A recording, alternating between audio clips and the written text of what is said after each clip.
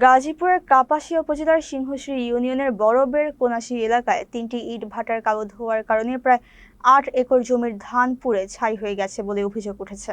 ভুক্তভোগী ২০ জন কৃষক জানান, দীর্ঘদিন ধরে এমএসবি, কেবি এবং 555 ইট ভাটার কারণে তাদের ফসল নষ্ট হচ্ছে। তারা আরও অভিযোগ করেন, মালিকদের সঙ্গে যোগাযোগ করেও কোনো সমাধান পাওয়া যায়নি এবং উল্টো হুমকি ধামকি দেওয়া হচ্ছে। তবে ইট ভাটা মালিকরা এসব অভিযোগ অস্বীকার করে বলেন, ভাটা থেকে জমি অনেক দূরে থাকায় ধোঁয়ায় ফসল নষ্ট হওয়ার কোনো সুযোগ নেই। স্থানীয়দের দাবি, ইট ভাটাগুলোর বৈধ লাইসেন্স ও পরিবেশ ছাড়পত্র নেই। তারা দ্রুত ক্ষতিপূরণ ও প্রশাসনিক ব্যবস্থা গ্রহণের দাবি জানিয়েছেন।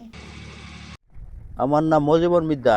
আমার ধান জমি অনেক নষ্ট হয়ে গেছে ইট খোলার বাড়াতে। এরম পড়ায় ২০-২৫ জনের জমি এরম নষ্ট হয়ে গেছে, কিচ্ছু আর মাও নাই, কাঁচা ধান। আমাদের এই মহল্লার মাঝে ১ নম্বর ওয়ার্ডে 4টা ইটের ভাটা আছে। এই ইটের ভাটার জন্য আমাদের প্রায় আজকে এইখানে ২০ জন আমরা কৃষক আছি। এই ২০ জন কৃষকের ব্যাপক পরিমাণের ক্ষয়ক্ষতি হয়েছে। ব্যাপক পরিমাণে আমরা যে ধান ঘরে নিব এরকম কোনো পরিবেশ আমাদের নাই। জি, আমার নাম মোহাম্মদ সাইফুল ইসলাম। ইট ভাটার সাথে আমরা কথা বলছি, ওনারা বলছে ওনাদের কোনো কারণে আমাদের কোনো ক্ষতি হয়নি। তারপর আমরা কৃষি অফিসারের সাথে কথা বলছি, কৃষি অফিসার আসছে, দেখছে, তারা বলে গেছে ইট খোলার দেওয়ার কারণে আমাদের এই ক্ষতিগুলো হয়েছে এবং আমাদের ফসল যেভাবে ধ্বংস হয়েছে।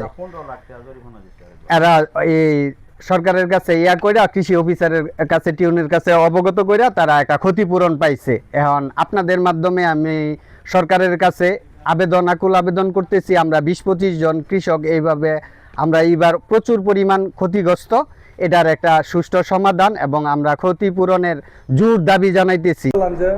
সব সময় একটু পাবলিকের একটু ক্ষতি হয়, মানে পরিবেশের একটু হয়, কিন্তু মনে করলাম যে ভাটাটা তো আমরা চালাইতেছি আঙ্গর অভিযোগ করতো, তবে এরকম হয় নাই।